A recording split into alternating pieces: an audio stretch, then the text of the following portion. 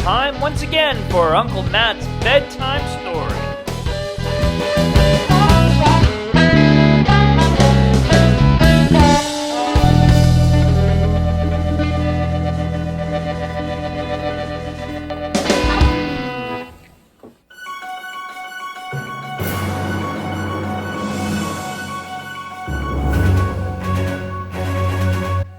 Hello everybody, it's Uncle Matt, and I am excited to tell you that this is our 1,000th episode. 1,000 episodes of Uncle Matt's bedtime story. And today I'm going to put this mic down and I'll go onto the wireless. For today's episode, the 1,000th episode, I have a real special story for you. It's something that we all wear. We should wear anyway. And maybe not out in public. Sometimes it's a private thing. So, I found this book and I thought this has got to be the story for the 1,000th episode. It's a history of underwear with Professor Chicken. This was written by Hannah Holt, and just checking the illustrated by Corwin Briggs. All right. You ready? I'm excited.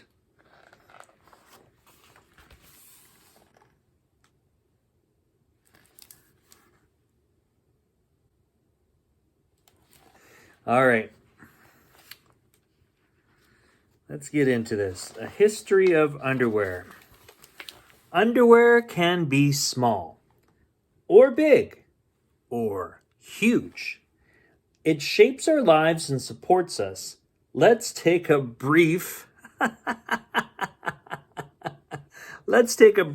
look at its history. This is the Professor Chicken talking. So, over here, Austrian Alps, it's about 3,300 BCE. Over 5,000 years ago in the Swiss Alps, a hiker named Otzi became trapped inside a glacier. Poor Otzi died, but the ice saved his underwear, a leather loincloth tied with a belt. Like Otzi's underwear, many early bottom coverings came in pieces. That's why today we still call them a pair.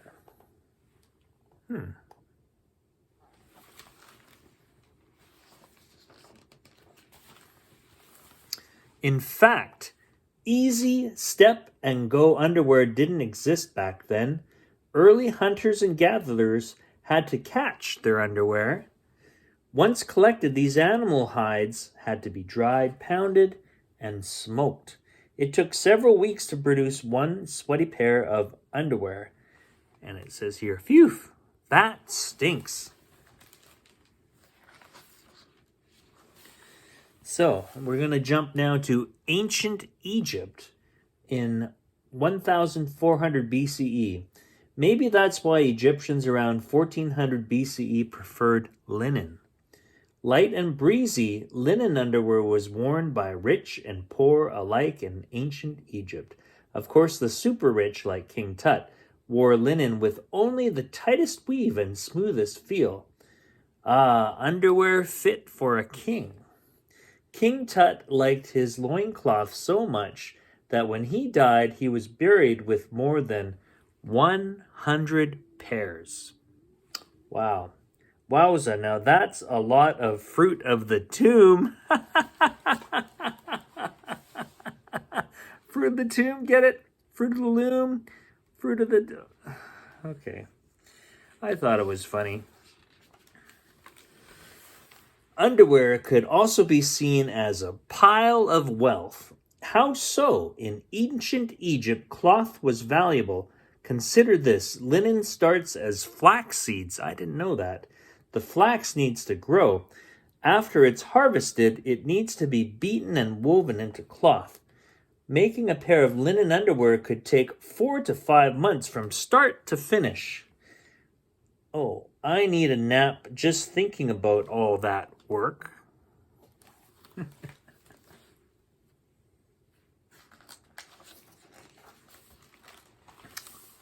Wearing it was no simple matter either.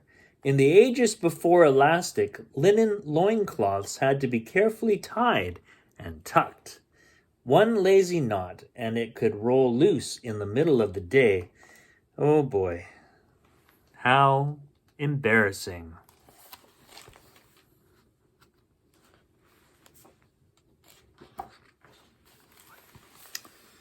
Okay, so location is northeastern Siberia, around 1000 CE. If underwear was so expensive, what did early parents do for their babies? Around 1000 CE, some cultures used plants for diapers. The Chukchi in northeastern Siberia padded baby bottoms with reindeer moss under sealskin pants. And this next one is from southwestern North America around 1400 CE.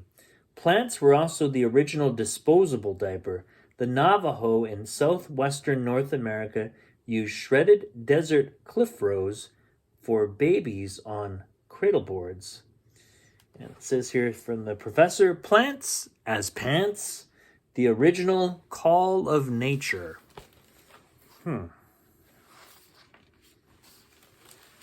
Location, England, around 1300 to 1700 CE. Throughout history, underwear differed not only by region but also by age, class, and gender. English knights in the 13th and 14th centuries wore full-bodied underwear to protect and pad against armor.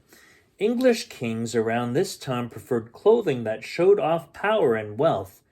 Henry VIII liked wearing fancy underwear on the outside, called a codpiece. Cod here meaning bag, not the fish. Meanwhile, Henry's wives wore underwear on their heads. That's right, in the 16th century, fine ladies wore head underwear called a coif. The linen or silk coif was covered by a hat or a hood while visiting friends or touring town.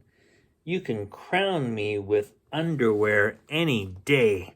That's what they're saying there. Okay, a lot of dates here. During the European Renaissance, English ladies also wore boring old chemises. However, as years went by, the ladies' underwear became bigger and bigger. 1500 to 1550 CE, a simple chemise. 1550 to 1600 CE, Spanish farthingale is added. 1600 to 1650 CE, a pair of bodies later called stays or corsets, and the cartwheel farthingale became more common underwear. 1650 to 1700 CE, stays lengthened, chemises have more embellishments, and farthingales fall out of style. 1700 to 1750 CE, farthingales make a comeback, this time with an oval shape. 1750 to 1800 CE, slide hoops extend skirts even wider. 1800 to 1850 CE, stays are renamed corsets from the French word for body. Tight lacing becomes the trend. And oof, that hurts. More dates. In Asia, Chinese undergarments experienced similar shifts and lifts over time. 206 BCE to 220 CE, the Han Dynasty, Bafu and Exthinili keep wearers' bellies warm. 220 to 589 CE, the Six Dynasties, Liang Dang is similar to the XE, but the back is covered. 618 to 907 CE, the Tang Dynasty. The strapless hezi lets wearers have open necklines and bare arms. 960 to 1279 CE, the Song Dynasty. Maxiong makes higher necklines the fashion again. Oh, they're in fashion again. Neckties and fabrics varied with weight. In 1279 to 1368 CE, the Yuan Dynasty. Heum Jin features a strapless top similar to the hezi with buttons in the front or tie in the back. 1368 to 1644 CE, the Ming Dynasty. Cianyo covers less of the belly with the tightness around the waist. 1644 to 1911 CE, Qing Dynasty. Dowdo has a neck strap, back strap, and upside down triangle bottom. Much cozier than a corset.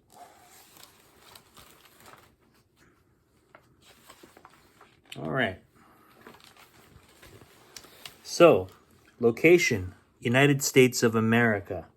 Era 1800 to 1900 CE. Of course, every child, let's read that again. Of course, every culture had those who marched to their own cluck.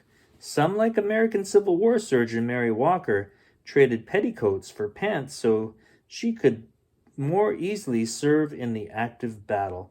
Despite Mary's earning the Presidential Medal of Honor, others couldn't look past her clothes. And we're going to look at the Chicken Times here. And this Professor Chicken says, "You tell him, Mary." Mary was arrested several times for impersonating a man. Wow. But she said, "I don't wear men's clothes, I wear my own clothes." Mary wasn't the only one breaking free from the tight corsets. An American revolution of underwear was already underway.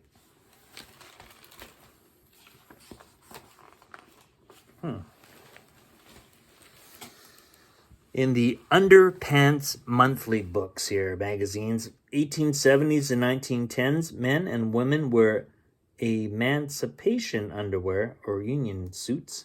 1920s, men's union suits get shorter. Women wear step-in chemises. 1930s, men's underwear debuts. Y-front briefs, bras, and high-waist shorts become popular for women. In the 1940s, the wartime simplicity. Some men drop the underskirt as part of their underwear. Nylons replace silk stockings for women. In the 1950s, glamorous fashions return. Undershirts, boxers, and soft suspenders for men.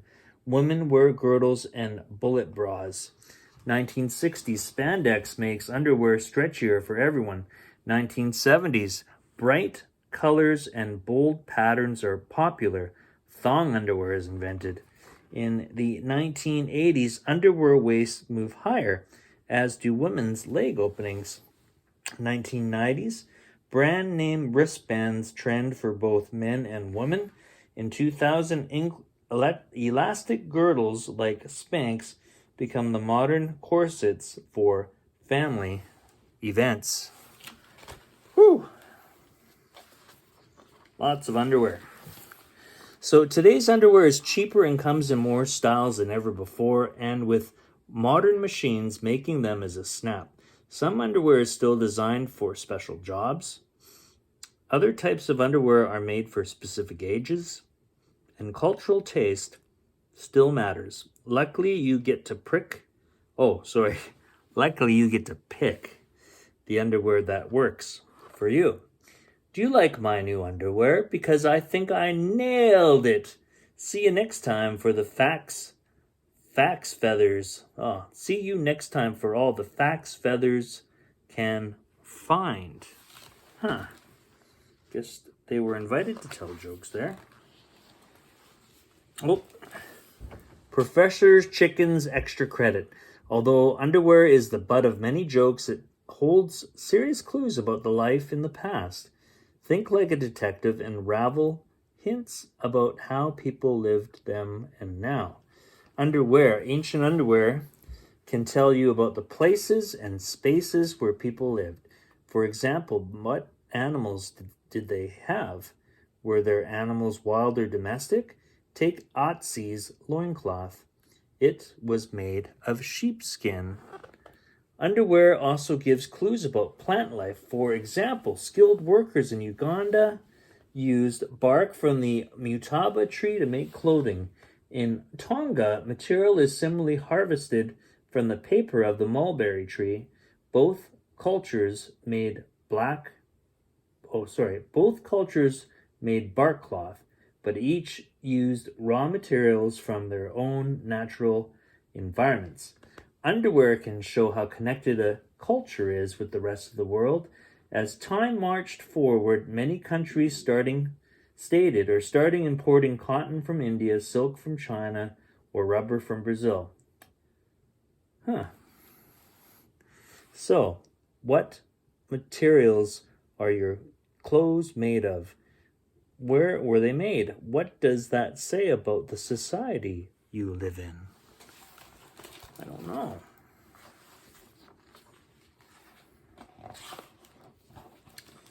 So, underwear gives hints about a culture's technology. Does the corset have metal eyelets? That didn't become common until after the Industrial Revolution. Does the underclothing have temperature-based technology? That thanks to research for NASA space program. A few additional inventions made underwear, making a snap here. Okay, these are some inventions made underwear making kind of thing, a snap. Water-powered cotton spinning machines sped up the process of making threads. Powered weaving looms accelerated cloth making, 1785 CE. The sewing machine revolutionized between clothes, 1830 CE. Vulcanized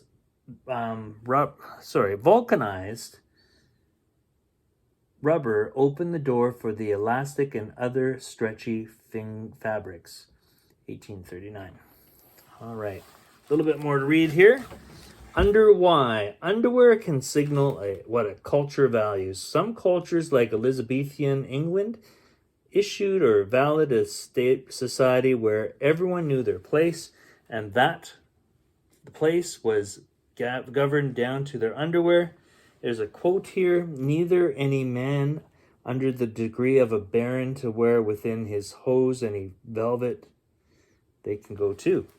Other cultures, like the Japanese around Edo period, also had a class system, but most men wore a kind of underwear, a wrapped cloth belt called a fundoshi, and no matter what garments early people wore, most took very good care of their clothing. Holes were patched or darned, rips were mended, underwear that was beyond repair may be reused as cleaning rags. How do you care for your clothing? What can you do to make it last longer? What do you do when clothes that wear out? It says here in a little note, for all the wears, whats and whys, the one constant thing about underwear is change. Hope you change your underwear. So now that you've learned about the past, think about the future of clothing and underwear. While you're planning, just don't forget to change your underwear.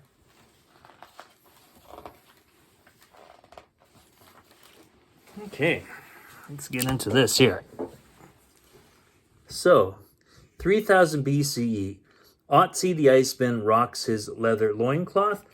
1325 BCE, King Tut-Sennacherib, or King Tut, is buried with linen loincloths.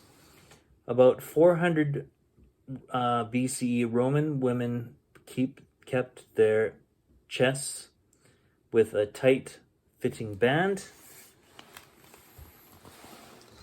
In 1470 CE, a large wooden underskirt called the farthingale is invented in Spain.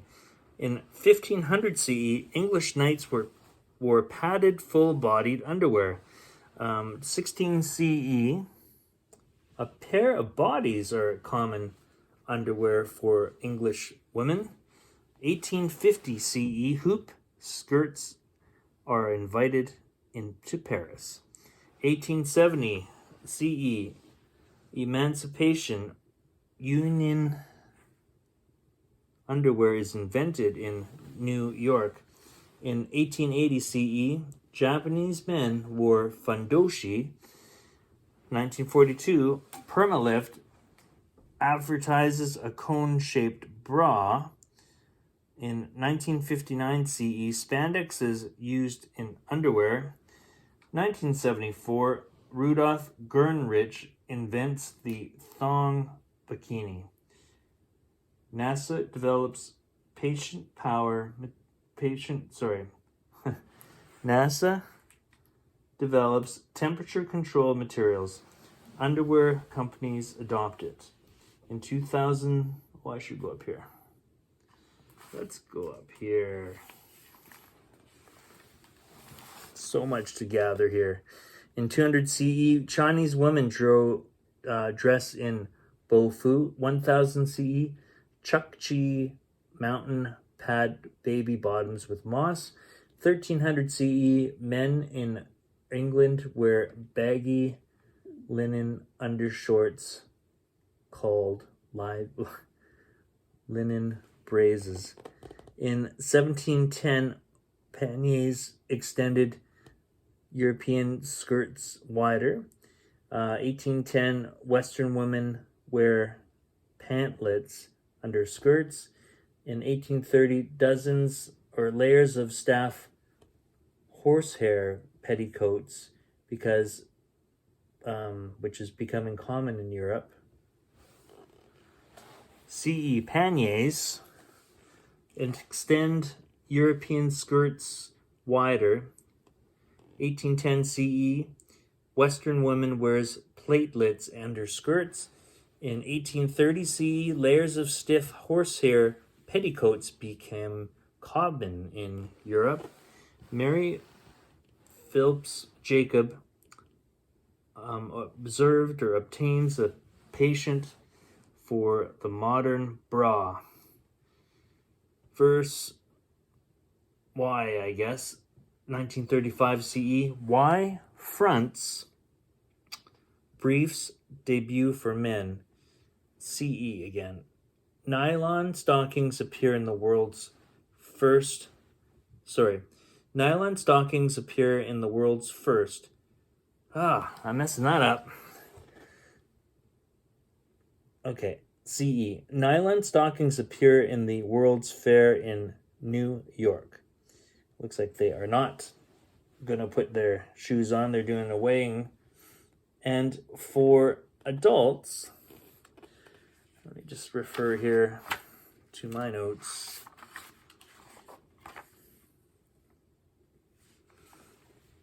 Okay. So, panniers extended European skirts wider. 1810 CE, Western women wear pantlets under skirts. Lawyers of stiff horsehair petticoats became common language in Europe. In episode 913, Mary Phelps Jacob obtains a patent for the modern bra. In 1935 CE, Y